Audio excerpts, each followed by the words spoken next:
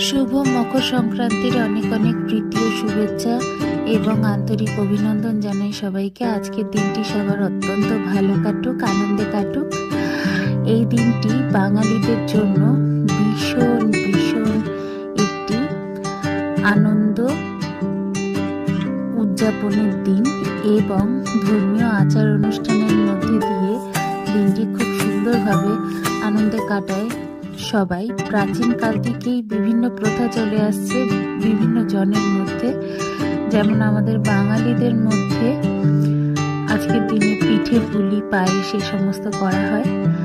আর আমাদের পরিবারের তো একটি বিশেষ নিয়ম আছে যে মাটির সাজে চিতই পিঠে তুলতে হয়, আজকে মাটির সাজ পোড়াতে হয়, এটাই আমাদের নিয়ম।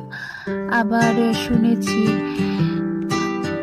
অন্যান্য ভাষী হিন্দুদের মধ্যে আলাদা নিয়ম আছে। মোটামুটিভাবে উদযাপনটা আমরা যেভাবেই করি না কেন, ধর্মীয় আচার অনুষ্ঠানের মধ্যে দিয়ে হিন্দুরা আজকের দিনটি খুবই আনন্দে কাটায়। তো আজকে এই সংক্রান্তির দিনে অনেকের বাড়িতে নিরামিষ রান্না হয়, কিন্তু আমাদের বাড়িতে কিন্তু আমিষ রান্নারই প্রচলন আছে। আমি যেহেতু বাঙালি, আমাদের কিন্তু আচার অনুষ্ঠানে আমিষ রান্নাটাই সবচেয়ে শুভ হিসেবে ধরা হয়।